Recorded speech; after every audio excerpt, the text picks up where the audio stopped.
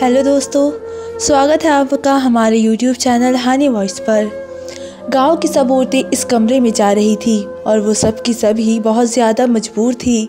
मैं भी तो मजबूर थी। मैंने भी उस दिन कमरे में जाने का इरादा कर लिया था, जबकि मुझे पता था कि जब इस कमरे से कोई औरत जाती है तो वापस आने पर पहले जैसी नहीं होती, उसके साथ कुछ हो जाता है। वो दर्द से बड़ी तरह चिल्लाती है और उसको इतना दर्द होता है कि उससे चिल्लाया भी नहीं जाता। उसे उठाकर उसके घर तक पहुंचाया जाता है। ऐसी जगह पर भला कौन जाना चाहेगा? जाहिर है वही जाएगा जो बहुत ज़्यादा मजबूर होगा। मैं भी बहुत ज़्यादा मजबूर थी, पर मुझे फिर भी बहुत डर लग रहा था। मेरे पति को ये बात पता नहीं थी कि मैं यहाँ जा रही हूँ। जो औरत उस कमरे में जाती और अगर उसके मर्द को ये बात पता चल जाती तो वो उसे छोड़ देता था। मेरा पति तो वैसे बहुत ज़्यादा गुस्से वाला था। अगर उसे पता चल जाता तो वो मुझे तलाक दे देता। उसको तो वैसे ही बहुत ही बातों पर गुस्सा आता था। मैं उससे कोई भी बात करती तो सोच समझ कर करती थी। अपने ही पति से बात करने से पहले 100 दफ़ा सोचना पड़े तो आपको भी अंदाज़ा लग जाएगा कि ये कितना अजीब लगता है। लेकिन इस दुनिया में पति पत्नी के रिश्ते बहुत ही अजीब अजीब तरह के होते हैं। हमारा भी ऐसा ही था। जैसा मैंने पहले कहा कि कोई बहुत ही मजबूर होता है तो ऐसा काम करता है, लेकिन मैं मजबूर क्यों थी और क्यों इस हद तक पहुंच गई थी, इसी बारे में तो मैं आप लोगों को अपनी कहानी सुनाने वाली हूँ। मेरी कहानी को आखिर तक सुनिएगा, क्योंकि मेरे पास और कोई रास्ता नहीं था। मैं कमरे में दाखिल हो गई और जैसे ही मैंने सामने देखा मेरी रूह निकल गई, क्योंकि उस कमरे में तो मेरा पति ही सब औरतों के साथ वो जुल्म। मेरा नाम सलोनी है। हम लोग एक गांव में रहते थे। ये गांव बहुत ही ज़्यादा कम आबादी वाला था। यहाँ पर ज़्यादा लोग नहीं रहते थे, लेकिन जितने भी लोग रहते थे उनके घर में कोई ना कोई मुसीबत थी। सब कहते थे कि इस गांव को किसी की बद्दुआ है, इसलिए लोग यहाँ से जा रहे थे। पर हम लोग गरीब थे, कहीं जा भी नहीं सकते थे। मैं बहुत ही ज़्यादा खूबसूरत थी। मेरे बाबा कहते थे कि अपनी बेटी की शादी ऐसे लोगों में करवाओगा जो हमसे थोड़े बेहतर हो, कम से कम उसे वहाँ खाने को अच्छा खाना तो मिल जाए। पर जिस शख्स ने मुझे उससे मोहब्बत की और मेरे लिए रिश्ता लेकर आया वो भी गरीब आदमी था, बल्कि हमसे भी गरीब था। वो मेरे बाबा तो फिर भी अस्पताल में नौकरी करते थे। इस गांव में एक ही अस्पताल था, लेकिन वो तो मजदूरी करता था। उसने कहा कि मैं शरीफ आदमी हूँ, आपकी बेटी से मोहब्बत करता हूँ और उसका बहुत ही ख्याल रखूँगा। मेरे बाबा ने मुझसे पूछा। मैंने कहा कि ऐसी कोई बात नहीं है। मेरे बाबा ने कहा कि फिर ये आदमी तेरे लिए पागल कैसे हो गया? तूने ज़रूर उससे कोई बात की होगी, उसे अदाएँ दिखाई होगी। मैंने कहा कि ऐसा कुछ नहीं है, आप मुझसे कसम ले लीजिए। लेकिन वो आदमी बड़ा चालाक था। उसने मुझे बदनाम कर दिया था। जब कोई किसी लड़की के पीछे ही उसके घर तक आ जाए और कहे कि मैं आपकी बेटी को पसंद करता हूँ, तो फिर बात तो लड़की पर भी आती है कि तेरे पीछे एक मर्द पागल हो गया तो ऐसे हवा में थोड़ी पागल हो जाएगा। लगता है तूने भी कुछ किया होगा। अब मैं कुछ भी कहती ये सब यही कहते कि तू झूठ बोल रही है, इसलिए मैं भी बुरी तरह फंस गई थी। उसने मेरे बाबा को कहा कि आपकी बेटी भी मुझसे मोहब्बत करती है, लेकिन आपके डर की वजह से बताती नहीं है। मेरे बाबा को मुझसे बड़ी उम्मीदें थी, मुझ पर बड़ा गुमान था। उन्होंने कहा कि अगर तूने ये सब कुछ किया है तो आज से तू मेरे लिए मर गई है। अब तेरी शादी किसी से भी हो मुझे कोई फ़र्क नहीं पड़ता, तेरे साथ मेरे रिश्ते ख़त्म हो जाएंगे। उन्होंने मेरा रिश्ता उसी आदमी के साथ करवा दिया। जब शादी की पहली रात मैंने उससे पूछा कि उसने ये सब कुछ क्यों किया, क्यों मुझे बदनाम किया। उसने कहा कि अगर मैं ये सब कुछ ना करता तो तुम मेरी बीवी ना बनती। मैं तुमसे बहुत मोहब्बत करता हूँ। तुम्हें हासिल करने का जो तरीका समझ आया मैंने अपना लिया था। मैंने कहा कि तुम्हारा तरीका गलत था और मैं कभी तुम्हें मोहब्बत नहीं करूँगी, कभी तुम्हारे पास नहीं आऊँगी, तुम्हें अपना पति कबूल नहीं करूँगी। मैंने भी पक्का इरादा कर लिया था, अगर छोड़ता था तो छोड़ देता।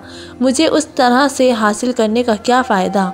मेरी सारी बनी बनाई इज्जत ही ख़राब कर दी।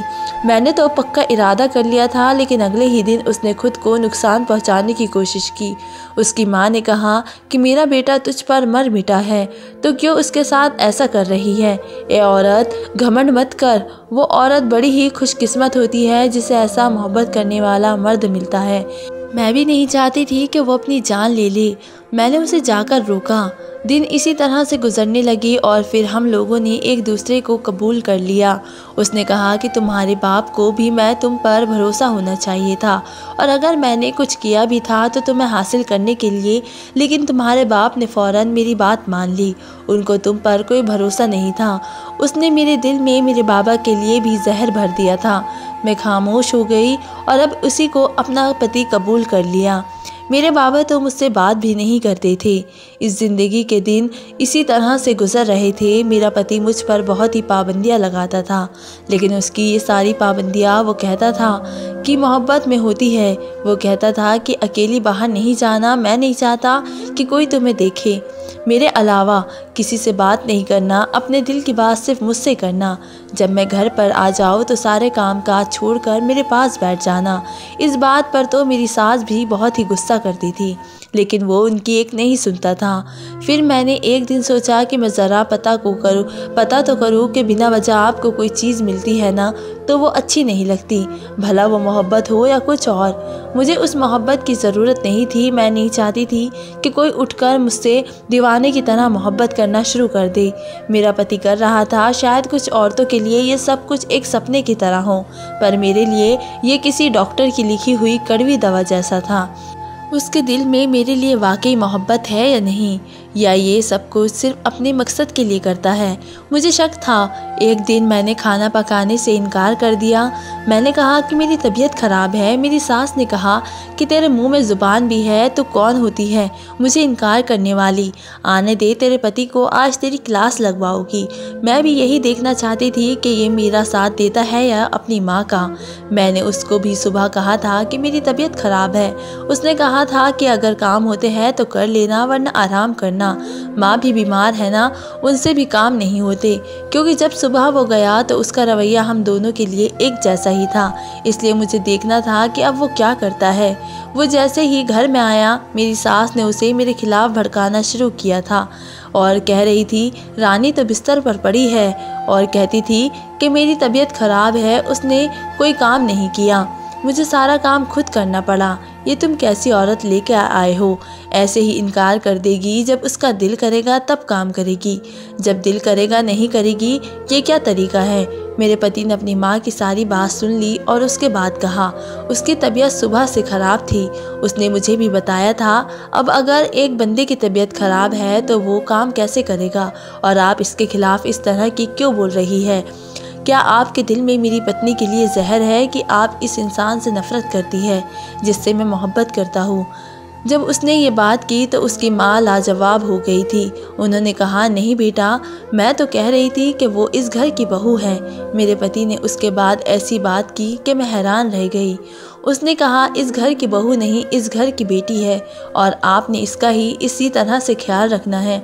अगर आपकी बेटी ने ऐसा किया होता तो क्या मैं आपको उसकी भी ऐसी ही शिकायत लगाता? मेरी सास तो ऐसी चुप हो गई जैसे उनकी सारी उम्मीदें ही टूट गई है। उन्होंने फ़ौरन कहा कि ठीक है, फिर उसे डॉक्टर के पास ले जाना ताकि जल्दी ठीक हो जाए। मैं भी आ जाऊँगी कमरे में उसका हालचाल पूछने के लिए। मेरी आंखों में तो खुशी के आंसू आ गए। इसका मतलब है कि ये आदमी मुझे सचमुच मोहब्बत करता है। लेकिन मोहब्बत तो मिल गई, पर हालात ठीक नहीं हो रहे थे। इस घर में मेरी बहुत ही तंगी थी। यहाँ पर खाने को कुछ नहीं मिलता था। मेरा पति कमाने वाला था, मेरी सास थी, पति की 2 बहनें थी। एक की शादी नहीं हुई थी और एक की हो चुकी थी, लेकिन वो आए दिन अपने बच्चों को लेकर यहाँ आती थी, और जो घर में होता था वो भी खाकर चली जाती थी। हमारे यहाँ औलाद भी नहीं हो रही थी। मेरी सास ने मुझे एक दफ़ा ताना दिया, उसके बाद मेरे पति ने उनको ऐसी बातें सुनाई जो उन्होंने दोबारा मेरे मुंह पर ताना नहीं दिया, पर मेरे पति के कान भरती रहती थी कि क्यों तूने इस औरत को हाथ का छाला बना के रखा हुआ है, ये तो तुझे भी अभी तक औलाद भी नहीं दे सकती। मेरा पति खामोश हो जाता था, और अगर ज़्यादा कुछ बोलती तो उनको जवाब भी दे देता था और कहता था कि मोहब्बत करता हूँ मैं उससे।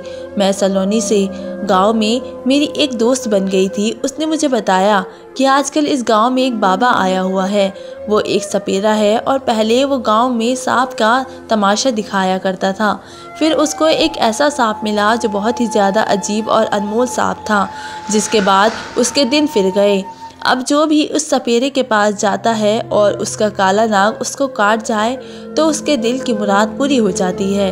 ज़्यादातर मामले औरतों की ही आए हैं। अगर कोई बाज औरत उसके पास जाती है और काले सांप से अपने आप को डसवा लेती है तो उसके यहाँ औलाद हो जाती है। मैं ये बात सुन के हैरान रह गई थी।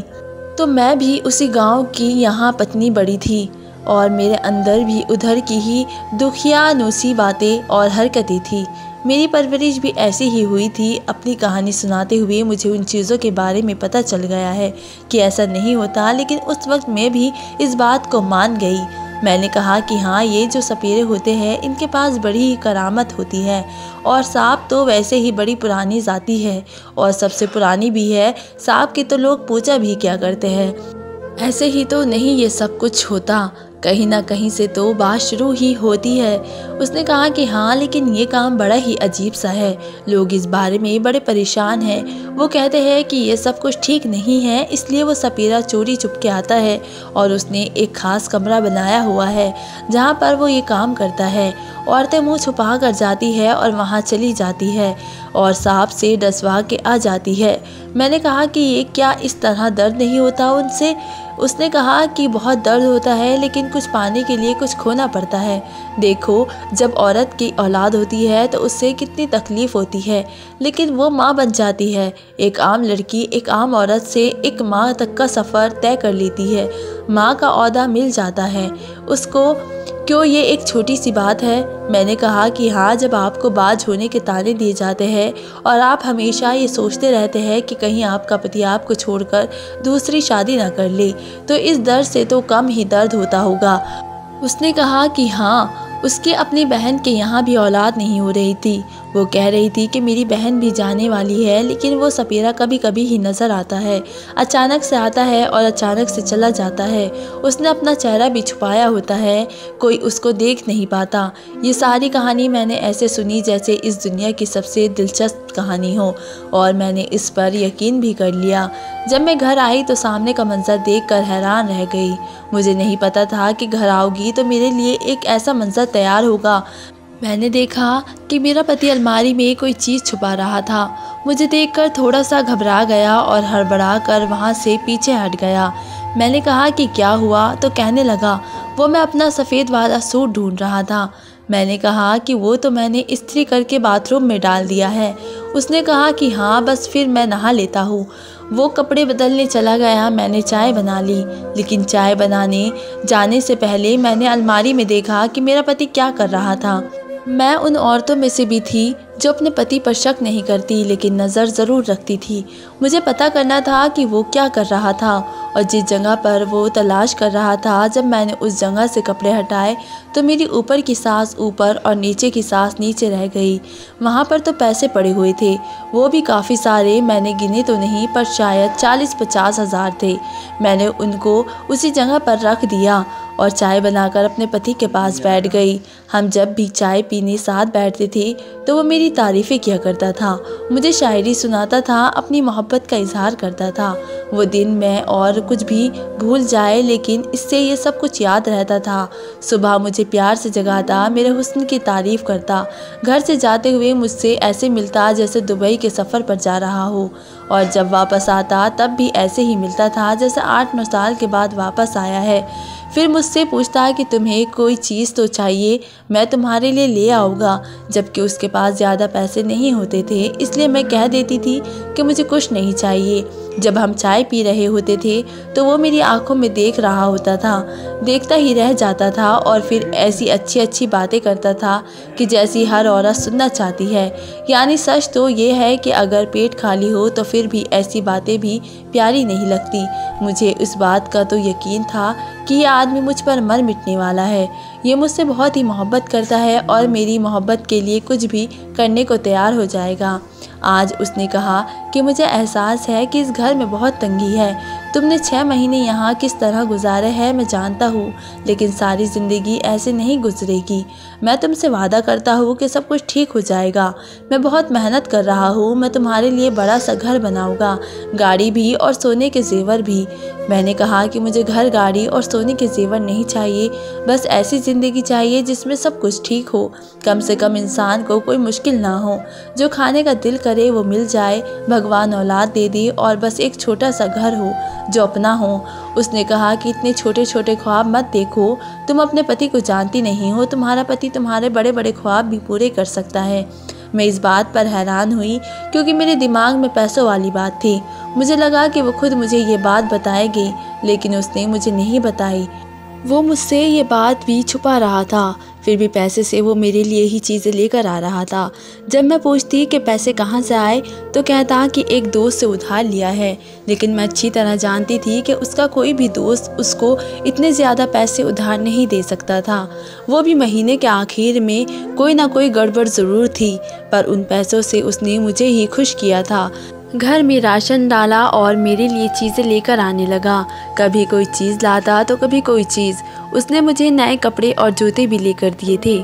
जब इंसान ने बहुत सालों से ख्वाहिशात जमा की होती है तो फिर वैसे भी कम पड़ जाती है। मेरे पति के पास जो पैसे थे वो ख़त्म हो गए थे, लेकिन हमारे 10-20 दिन अच्छे से गुजर गए थे।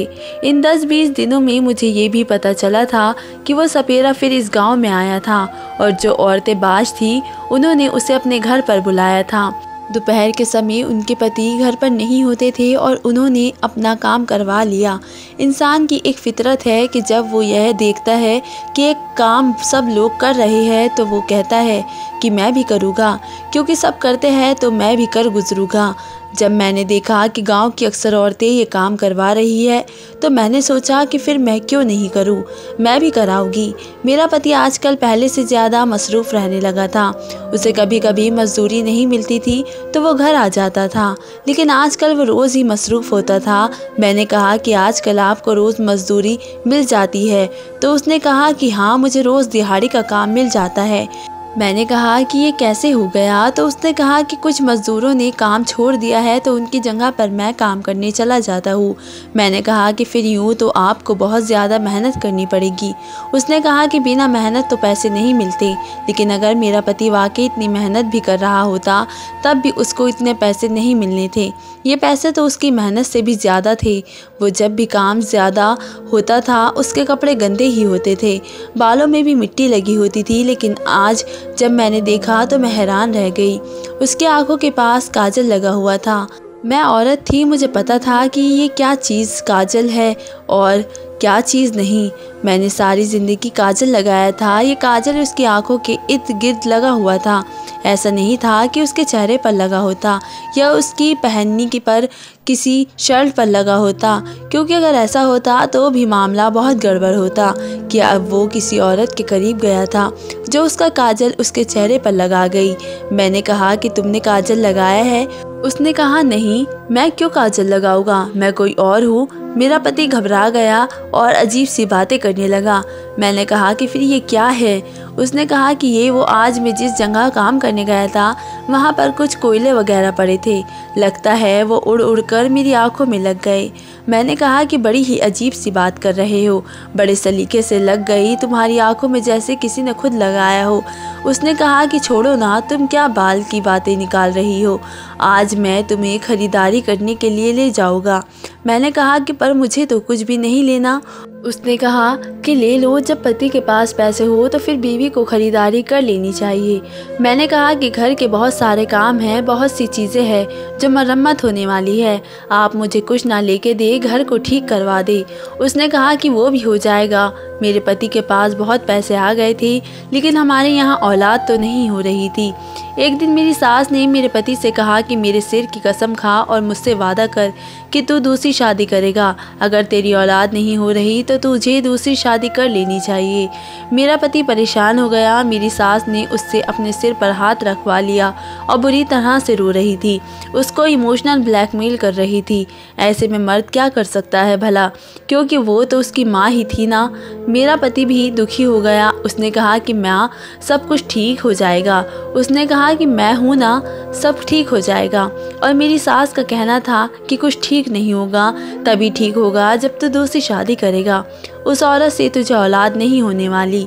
और ये बात भी अपनी जगह बिल्कुल सच थी, क्योंकि परेशानी मेरे अंदर थी, मेरे पति के अंदर नहीं थी। बल्कि जब हम डॉक्टर के पास गए तो डॉक्टर ने कहा था कि मेरा पति बिल्कुल ठीक है, बल्कि वो आम मर्दों से ज़्यादा बेहतर है, क्योंकि वो मेहनत मजदूरी का काम करता है। उसका जिस्म बिल्कुल फिट है, उसके अंदर कोई कमी नहीं है, उसकी वर्जिश हो जाती है, इसलिए वो बिल्कुल ठीक ठाक है। लेकिन परेशानी मेरे अंदर ही थी। ये बात मेरी सास को न जाने कैसे पता चल गई थी। शायद उन्होंने अंदाज़ा लगा लिया था, इसलिए वैसे कह रही थी। मेरे पति ने उसको कसम नहीं दी, वादा नहीं किया। वो वापस कमरे में आ गए, पर बड़ा परेशान थे। मैंने सोच लिया था कि मैं भी इस सपेरे के पास जाऊंगी। फिलहाल मुझे मेरे सामने वही रास्ता नज़र आ रहा था। अगर मुझे सांप काटने का दर्द होता तो हो जाए, कम से कम ज़िंदगी में सब कुछ ठीक तो हो जाएगा। मेरे पति का काम आहिस्ता आहिस्ता अच्छा हो रहा था, घर में चीज़ें आ रही थी। अब घर में खुशी भी आनी चाहिए थी, या फिर घर में ये खुशी ना होती तो फिर हमें और किसी खुशी से भी कोई फ़र्क ना पड़ता।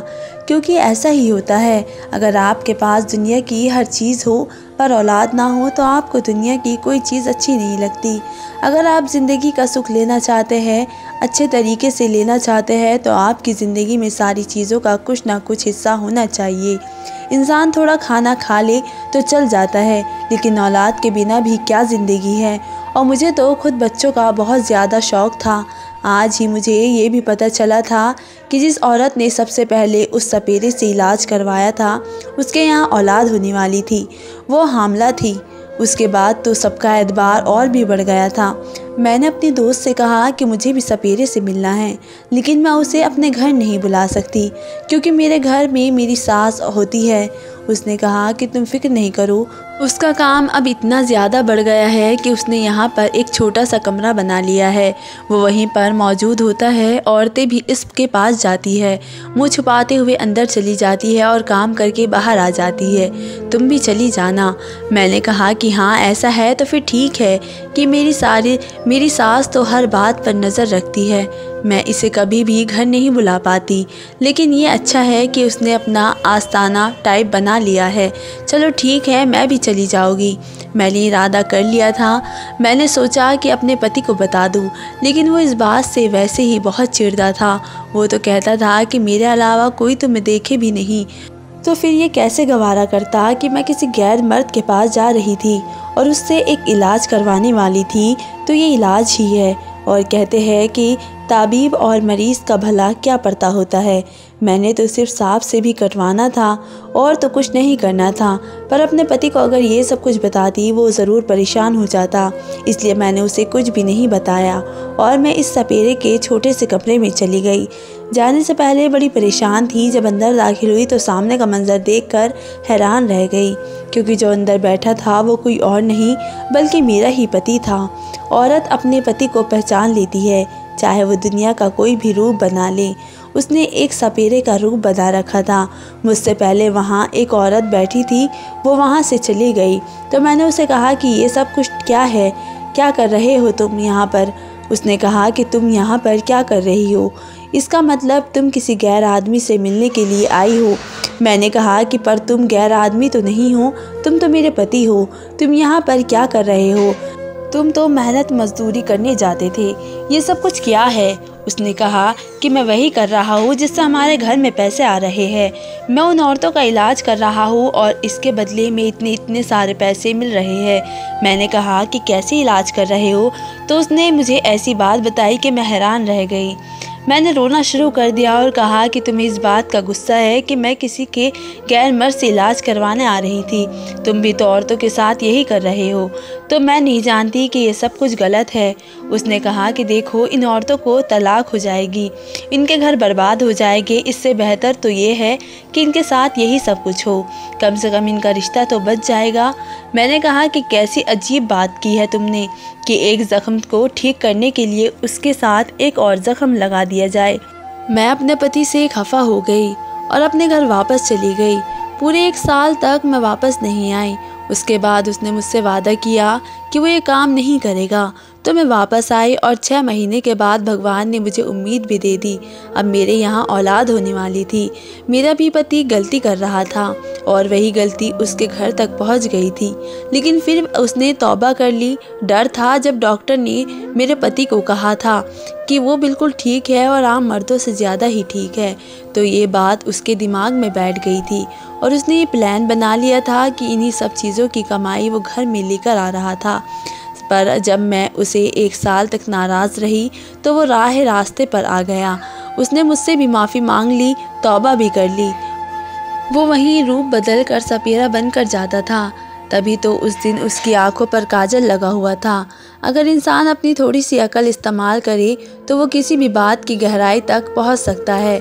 मैं घर वापस आई तो सोचा कि मेरी ज़िंदगी का एक नया मोड़ आएगा। मेरे पति की गलतियों को माफ़ करने का सोच रही थी, पर दिल में कुछ नफ़रत और गम भी था। उनका ये सब कुछ करना बहुत ही मुझे बुरा लगा था, लेकिन मुझे भी समझ आया कि कभी कभी इंसान अपने दुख दर्द भुलाने के लिए अजीब तरीके अपना लेता है। जब मैंने देखा कि अब वो वाकई में बदल गया है तो मुझे उम्मीद थी कि मेरी ज़िंदगी में खुशियाँ वापस आएगी। मुझे एक औलाद का इंतज़ार था जो मेरी ज़िंदगी में सब कुछ बदल देगी।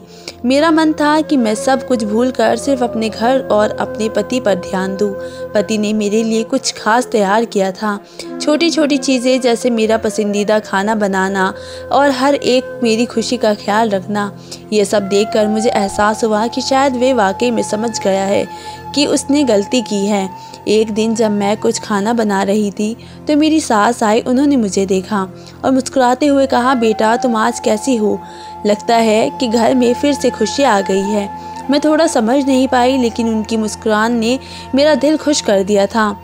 मैंने सोचा शायद उन्हें भी मेरे और मेरे पति के बीच की हालात का पता चल गया है। उस दिन रात को जब हम दोनों अकेले बैठे थे, मैंने अपने पति से कहा, तुमने मुझे जो दर्द दिया वो भूलना आसान नहीं है, लेकिन मैं चाहती हूँ कि हम फिर से एक नई शुरुआत करें।